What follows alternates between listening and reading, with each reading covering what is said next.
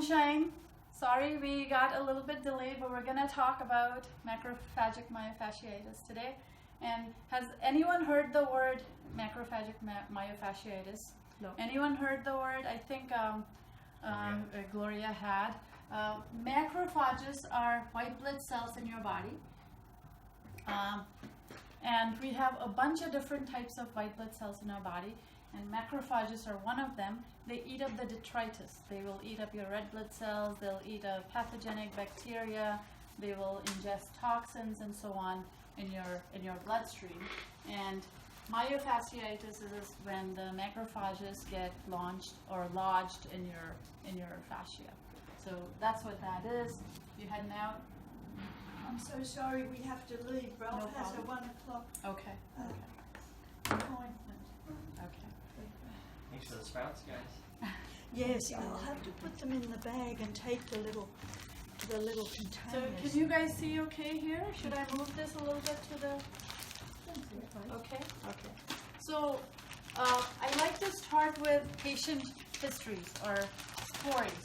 So this is a 49-year-old Caucasian woman who presented with a 15-year history of central nervous system involvement. This was manifested as transient paresthesia, clumsiness, so she would trip a lot, or she would waddle a lot, trip a lot. In hands at age 34. At 34, she had clumsiness in her hands. She had vertigo at the age of 38 years. Then she had progressive spastic paraplegia, paralysis from the age of 46. At 47 years, she developed severe fatigue. So these things happen slowly. There is no immediate proximate cause. You don't know why on earth some of these things happen. And at the ripe old age of, so after several years, 15 years, at 47, she developed fatigue, diffuse myalgias, and arthralgias. Arthralgias is joint pain. Her cerebrospinal fluid showed moderately increased protein levels, and brain T2 weighted MRI disclosed multiple white matter, hyperintense signals. She had visual and sensory evoked potentials were delayed and abnormal, suggesting multifocal CNS. Auditory invoked potentials were normal. Initial diagnosis was MS. So when they see a series of these symptoms, they're going to diagnose it as a cluster of things called multiple sclerosis. And the reasons are frequently very, very different, but in this case, it is diagnosis in this case was MS. And then what they did, this is in France, what they did was a deltoid muscle biopsy. A deltoid muscle biopsy was performed to investigate her myalgias. And can you guess what they found in the deltoid mercury? Aluminum. They found a load of aluminum isolated in this woman's macrophages in her deltoid muscles. And so the doctors of France, they were sleuths, and they said, how would aluminum get into your quadriceps, your deltoid or your quadriceps? Flu shot. Huh? Exactly. What was it? Really? Shots. Should they get it out or? Shots. Blue Huh? shots. Isn't it really hard to get the stuff out of the muscle? It is hard. It can be Very related difficult. out, and yeah. There's a couple of things. There's a couple of therapies, and one of them is fasting. I know, I want to know more about your Yes. 41 day. Yeah. I'm afraid to do it. I don't know what to do. You So won't got die. this- You won't die. You No. won't die, but you need all the metals out of you before you go fasting, because it's gonna pull things out. Oh, you need the metals out before you fast? I thought the fasting put the metals Oh, out. the metals has an amalgams. The Oh, those are repositories, gone. yeah, Yeah, those the are gone. repositories you gotta But to pull get out. it out of my muscles and stuff. Yes. I Fasting have to works fast. miracles. Thank you. See you Bye. next See you guys next time. Bye. See you in July, maybe. See ya. Here's another patient, a 32-year-old Caucasian man. Same thing, presented with a 1-month history of acute mania with delusions and agitation. So one moment he was fine, and then the next month he had severely neurological symptoms. And during hospitalization, his symptoms improved under neuroleptic treatment, meaning antidepressants and such, but he developed depression, bradycardia, bulimia, all sorts of problems. Neurological exams showed signs in the lower limbs and cerebral dyskinesia and of the left upper limb. No muscle symptoms in this case. Routine blood tests were normal. he showed high intensity lesions in his brain. Cerebrospinal examinations showed 29 cells per milliliter and increased protein levels. Whipple's disease, which is an infection in your macrophages that can also cause macrophages to accumulate with the bacterial toxins and the bacteria in them, were suspected but not confirmed. So it was ruled out. Duodenal biopsy was normal.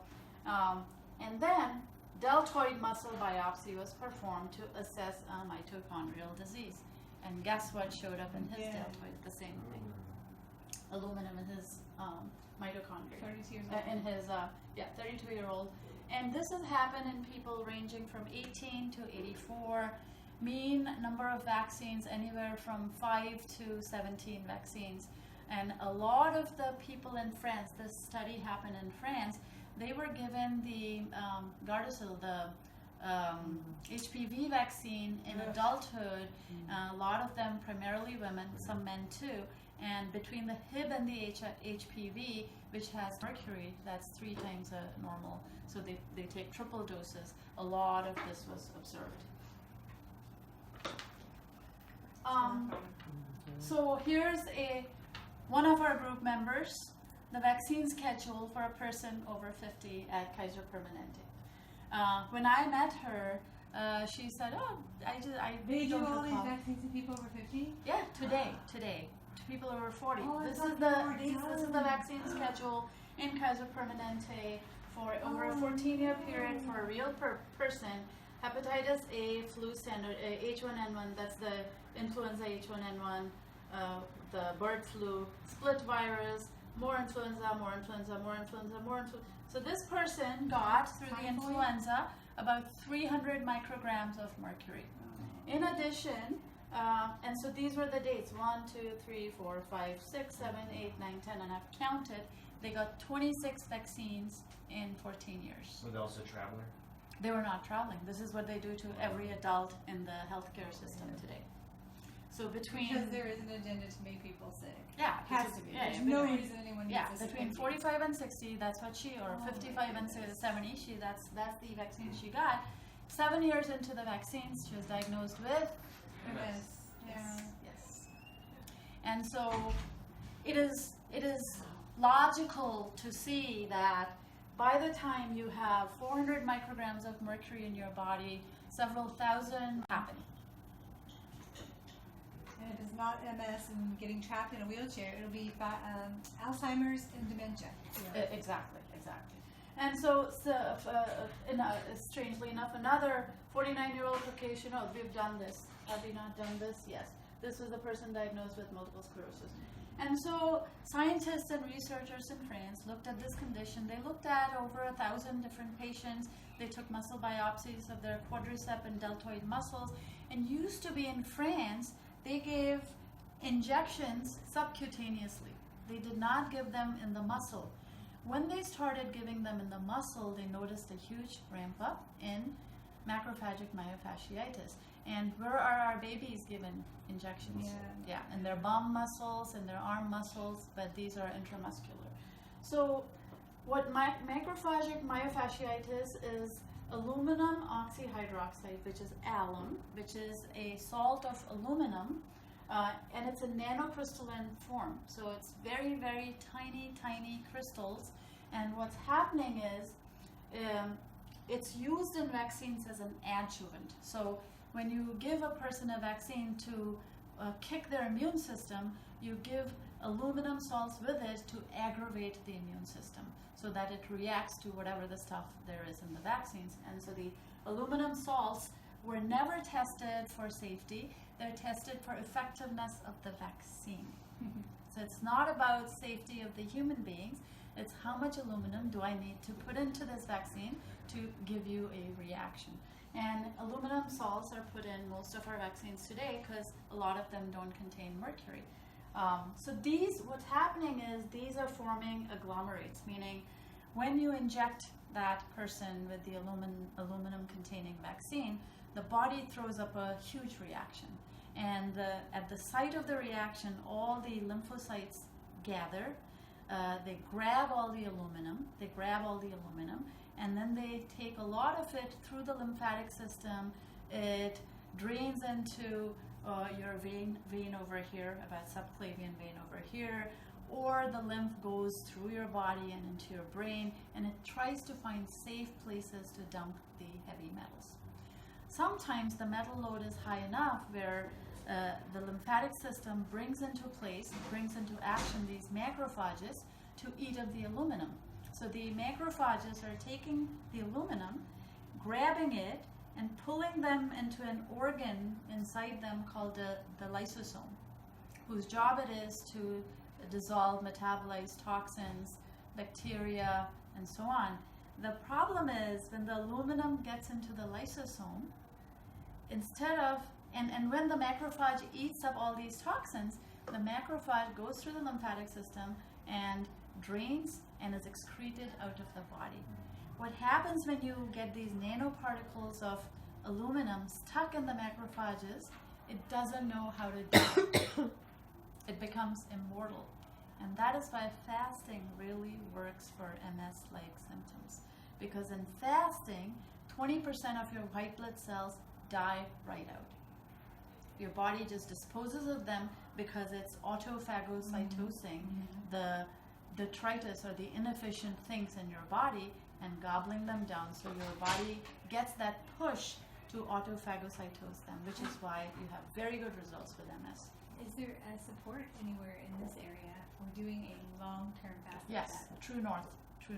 Was that a hospital? No, it's a healing center. It's a fasting center. It's excellent. Okay. So what's happening here is the macrophages forget how to die. The macrophages become repositories of aluminum crystals that are lined up in crystalline order, and they stick there. And what your body knows is this is foreign material, so it's setting up an inflammatory, a cytokine storm that is supposed to be short-term and acute, and instead this is long-term and chronic. And so that, in short, is macrophagic myofasciitis. It's commonly used as an adjuvant in all vaccines, the aggravating factors. And we still don't know a lot of the processes involved in the aluminum traveling through the body, through your immune system, but we know enough that we know the rough mechanism of some of the diseases it causes. What contains aluminum hydroxide? All your supplements are loaded with aluminum.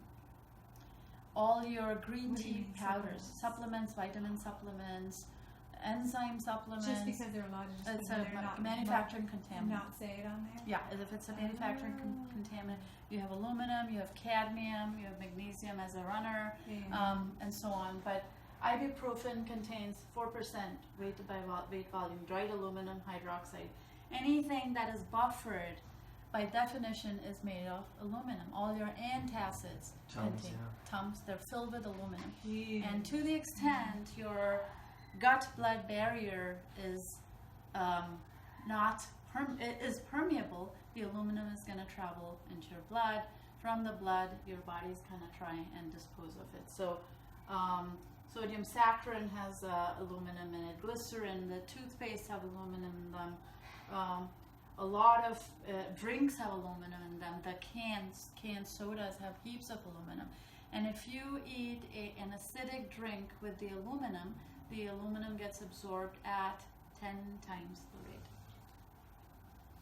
So, and the reason we know that is in the Midwest a few years ago, there were children who went into middle school and suddenly started developing neurological disorders. They had ADD, ADHD, and so on, and they were fine the year before. And there was a nutritionist that they were all sent to, and he had worked with aluminum foundry workers, this nutritionist, and he knew the symptoms of aluminum poisoning. And so when he looked at what the kids were doing, guess what was going on in school? School lunch program. Yep.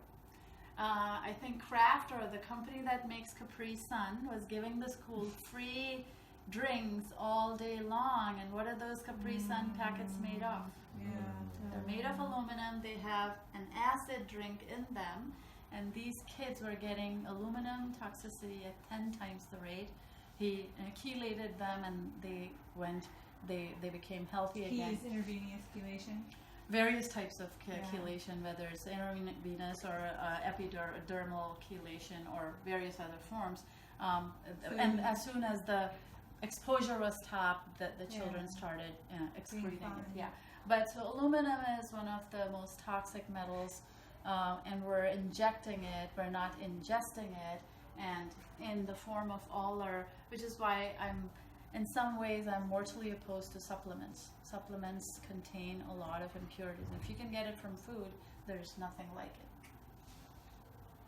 it. Maalox contains a lot of aluminum. Aluminum hydroxide is one of the active ingredients. So you want to avoid that. Aluminum foil is going to give off aluminum. Vaccines contain a lot of aluminum. Starting on day 1 of life, vitamin K in a newborn. So aluminum at anything more than 20 to 50 micrograms per kilo of body weight is toxic to your kidneys, to your muscles, to your heart, and so on. And a baby is what, 2 kilograms?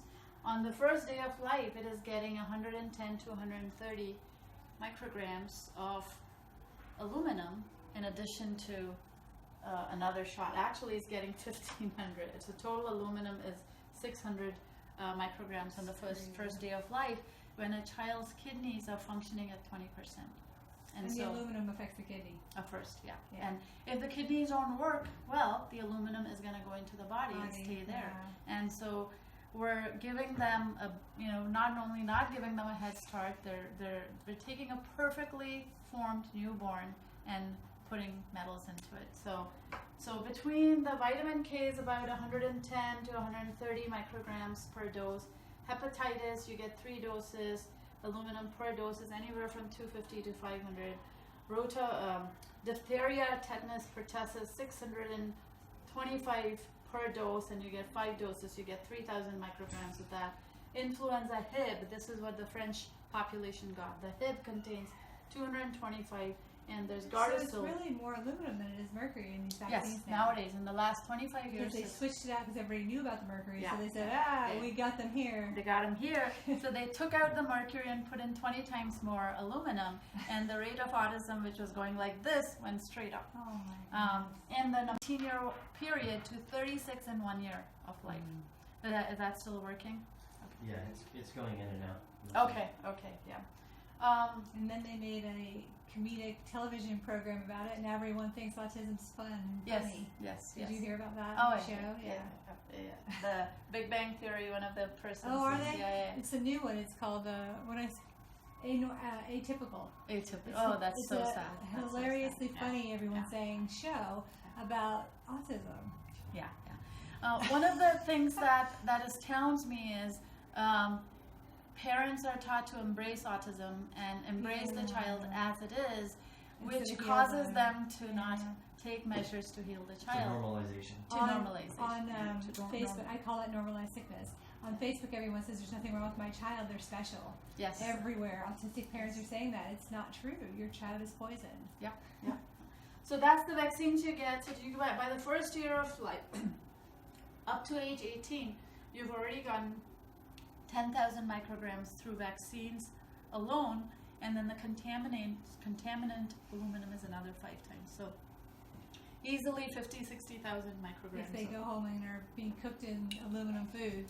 Yeah. My sister said, I didn't buy the cast iron pots that you recommended because they were too heavy. We went with, my husband and I, we went with the aluminum. Oh my. And that's sisters. Yeah. That's my sister. That's your one of them. Yeah. Oh, I have family. You just can't. You can't do anything about it. Yeah. Prilosec. What does Prilosec contain? Oh. Lots of things, and a lot of these drugs contain inactive ingredients that are aluminum based. What is Prilosec? The little purple pill. It's a proton pump inhibitor. It's like the little purple pill. Yeah. Famous little purple pill. If you have high It's acid, for heartburn. really? That kind of It stuff. mops up acid in your body. It ruins your body. Yeah, it ruins your body. So basically, sauerkraut is a far better replacement. So a lot of these things, adjuvanticity of alum salts also what happens is, what aluminum does is it has these adjuvant properties. So, if I fed you, what's your favorite food? I don't really have favorite foods anymore. I have spent so many years not eating anything Not eating because I was anything. so sick that now I don't even remember anymore. Orange juice. Say orange juice. I like orange Do you juice. like orange juice? Yeah. I like cherries. If I put in aluminum, coconut Water. there you go. I Coconut love water. it. If I put aluminum into the coconut water, Yes. guess what's going to happen? The aluminum is going to act as an adjuvant to coconut water, and your body is going to start throwing a reaction to the coconut water. Oh, you can't eat it Yeah. anymore. You can't eat it anymore. If I feed you aluminum with fish, Of course. you're going to throw up a reaction. So that's the adjuvanticity of aluminum, and that's related to what it does in your body when it is combined with a certain food. So let me ask. Now, because I ate fish for years and I had all that mercury, Mm-hmm. Yeah. do I have issues with fish when I eat it? Yes. So when I have the tuna, it has that same reaction. Because Yeah. now we eat tuna every now and again, and I get. Yep. I thought I was just getting Absolutely. more mercury, but maybe I'm just getting the old The reaction. adjuvanticity of mercury with the food. That's what Dr. Hal Huggins talked about a lot. Yeah. And I didn't get what, it back then. and what that's doing is now you can't eat normal foods. Yeah. You eat normal foods combined with that, you are throwing up an adjuvant reaction. And so it affects, what aluminum is doing is going into your bloodstream. You have iron, right? So you have red blood cells which contain heme, which contains iron, and the iron is taking oxygen and ferrying oxygen to your